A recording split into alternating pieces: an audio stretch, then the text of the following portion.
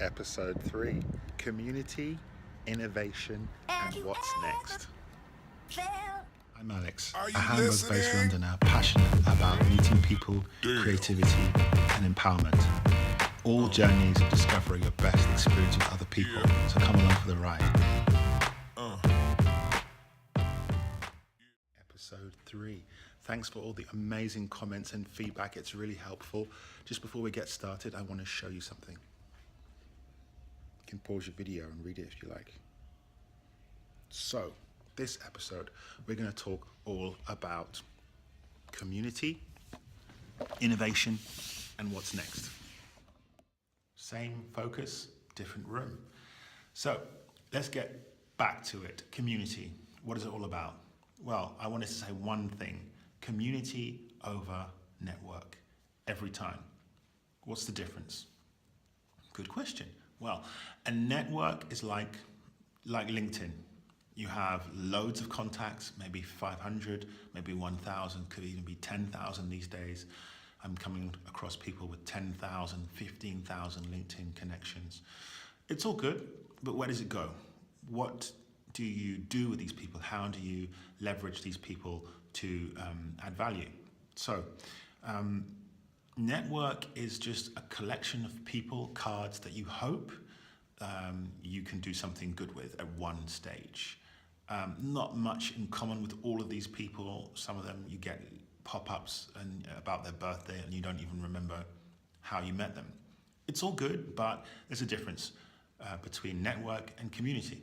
Community, with these people, they're really linked with something and they have a passion, a drive, determination for this one or two or three, these topics.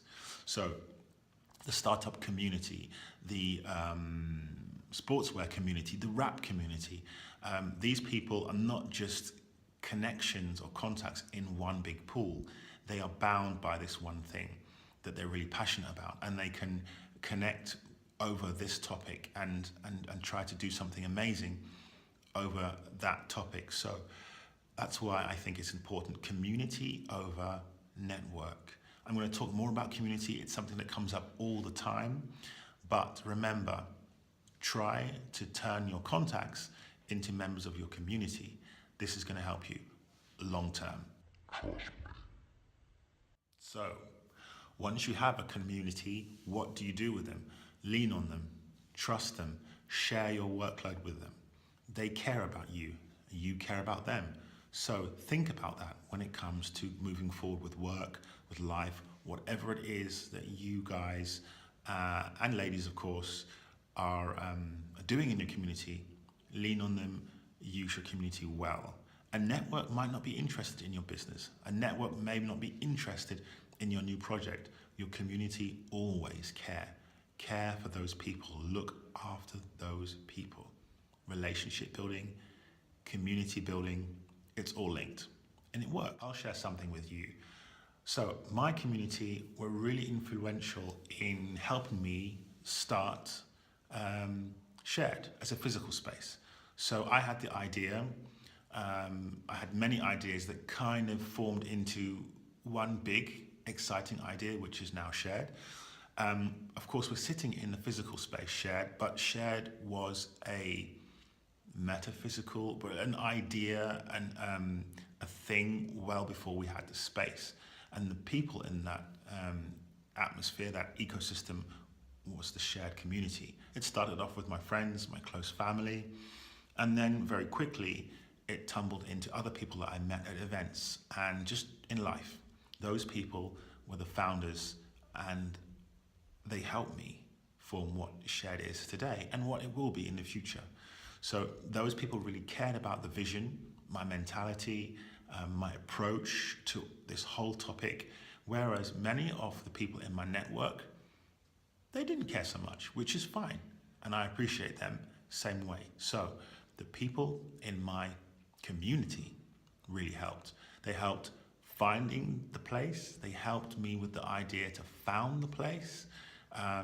And as I said, the community, the online and offline community have grown so much, and I'm super excited to focus on that now and move it forward even more with you guys, my community. Network, you should join into. But community, I see you. Innovation. It's the second point. We've covered enough about community for this purpose. Innovation, what is it? Well, I'm not going to talk about a Oxford Dictionary or a Webster's approach. Innovation for me personally is about these steps that we take to move forward. Usually they are drastic, big steps, and that's what people associate with innovation.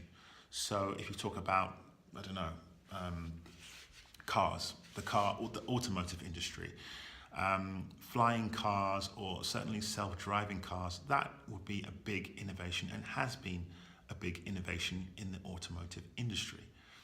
Since we started with cars all those years ago, the driving force behind the car has been the internal combustion engine, and the driver behind the driver wheel. Any case, not much has changed there. So you could argue not much innovation. Cars kind of look similar, and certainly over the last 10, 20 years, cars haven't changed shape so much. The real innovations have been micro, under the bonnet or the hood, inside the car. Those things have made a big difference. So my point is, innovation is all around us. We have to appreciate it and seek it out and see it for what it is. We can't have flying cars every year. And I think, obviously with my background at Apple, people often ask or think, is there going to be a brand new, a completely different iPhone this year?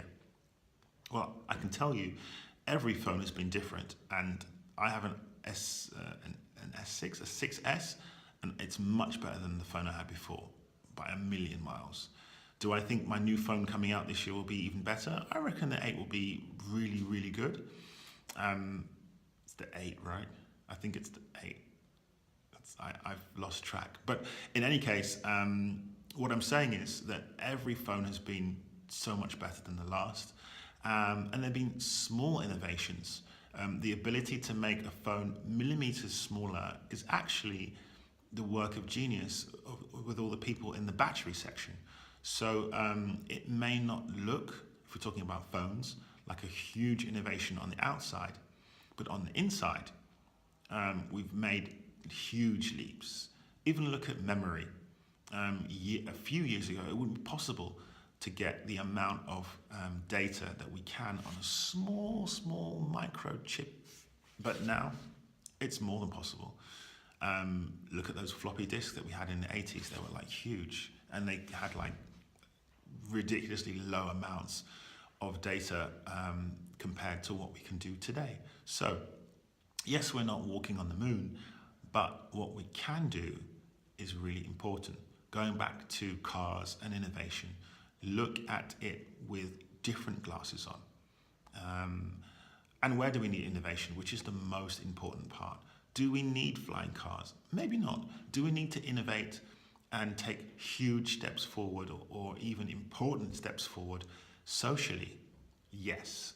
Do we need to take huge steps forward when it comes to education?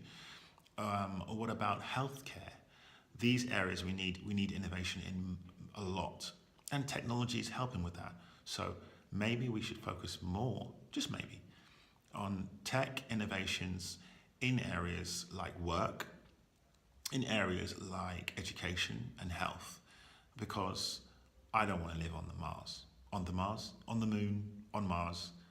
I would rather live really well down here. But that's just me. What do you think? Let me know. So, on to my final point.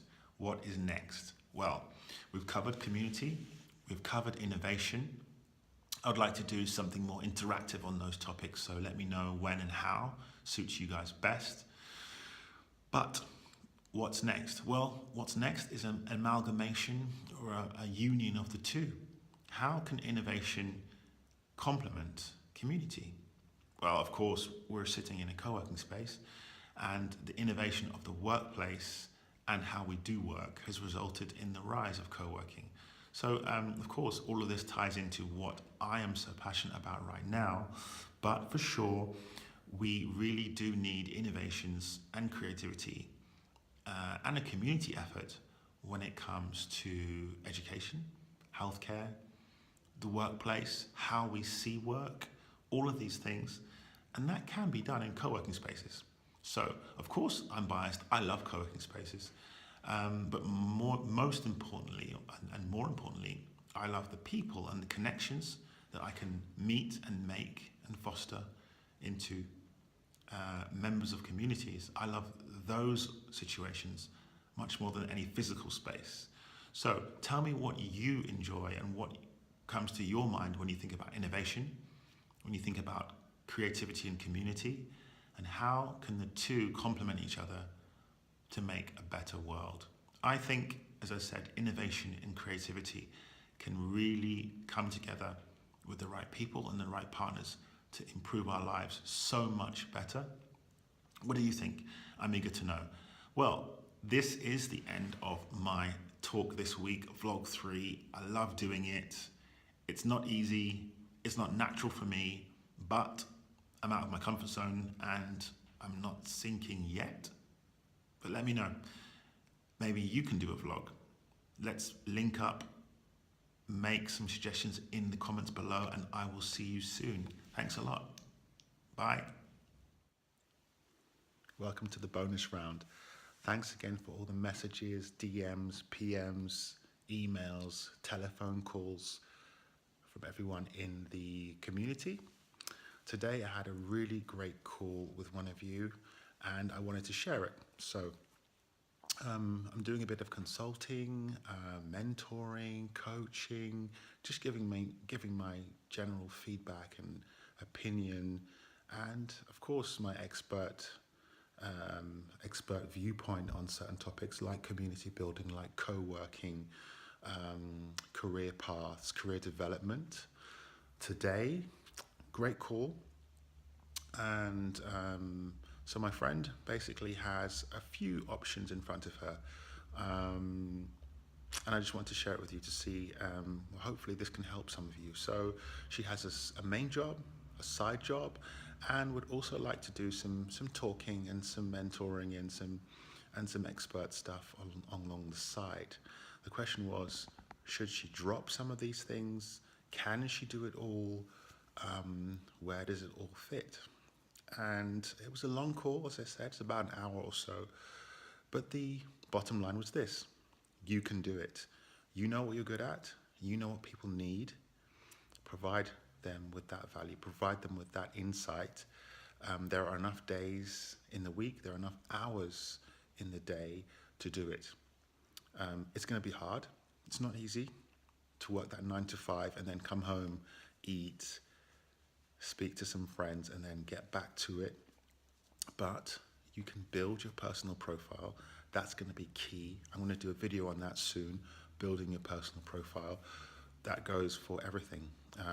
Making that professional Facebook page so you don't have to share all of your tips, work tips with the people who want to see your family pictures, but making that professional profile, cleaning up your LinkedIn, going to events, focusing on that community piece, and getting to be known as that expert in your field. Those things are all going to help you in the long run with your business, with your job. So you can do it. Foster those opportunities, funnel those opportunities, and lean on your community. Lean on us. If you need some help, we're here. I'm here. Get in contact. Thank you. That was the bonus round. Goodbye. Have you ever felt? Are you listening? Damn.